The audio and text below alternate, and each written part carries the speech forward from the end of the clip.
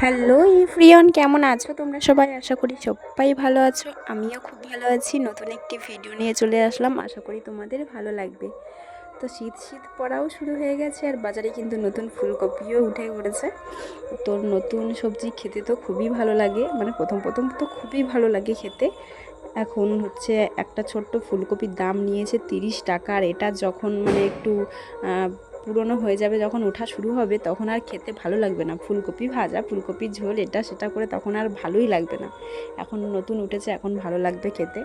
তো কালকে বাজারে ছিল, মা এনেছে একটা ফুলকপি, সেটা দিয়ে মাছ দিয়ে ঝোল হবে বলে আমি কেটে নিয়েছি।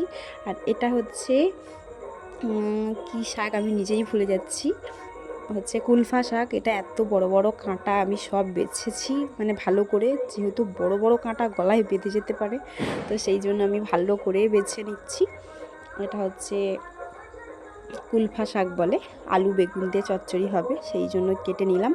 আর এখানে কতগুলো সবজি রয়েছে, এটা আগের বাজারের, মানে সব মানে খারাপ হয়ে যাচ্ছে বলে আমি ভাবলাম এগুলোও চচ্চড়ি করব।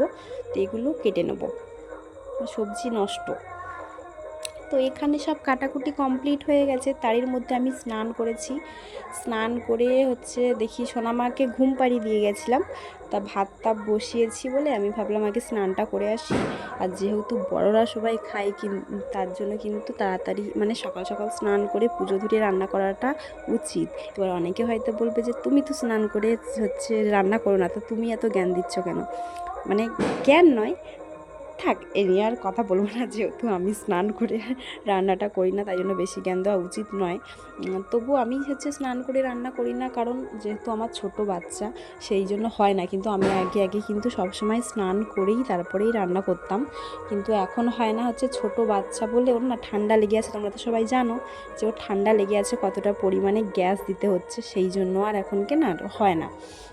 তো যাই হোক, আজকে একটু সকাল সকাল স্নান করার চেষ্টা করেছি, তার মধ্যে দেখি ভাতও হয়ে গেছে, আর মা কিন্তু অনেকগুলো কাজ আমার গুছিয়ে দিয়েছে। তো এখানে এসে দেখি হচ্ছে মশলাগুলো বেটে দিয়েছে, ভাত বসিয়ে দিয়েছিল, ভাতটা গড়িয়েও দিয়েছে, তো মাছটাও ভেজে দিয়েছে, অনেক কাজ করে দিয়েছে আমার। সোনামাকে নিয়ে গেছে, আমি ভাবলাম হচ্ছে তরকারিটা রান্না করে নিই। আর আজকে হচ্ছে ভিডিওটা স্পেশালি যে আমার সোনামার একটা তরকারি রান্না করছি, সেটাই তোমাদের সাথে শেয়ার করব বলে ভিডিওটা মেন করা। মানে এর আগে না ওকে আমি সবসময় মাছ ভাজা দিয়ে ভাত খাওয়াতাম, মন না শুধু ওই মাছ ভাজা দিয়ে ভাত খেয়ে খেয়ে ওর একদম একঘেয়ে টাইপের হয়ে গেছে। তো সেই জন্য হচ্ছে আমি একদিন মাছের ঝোল করে দিয়েছিলাম, ও দেখি বেশ ভালো লেগেছে ওর। সেই দিন থেকেই আমি যা তরকারি রান্না করি, ধরো নিরামিষই হলো, সেখান থেকে অল্প সবজি তুলে ওর জন্য মানে ঝাল, বিনা ঝালের একটু তরকারি করে দিই, ওর ভালো লাগে খেতে। সবসময় মাছ ভাজা দিয়ে ভাত খেতে ভালো লাগে না।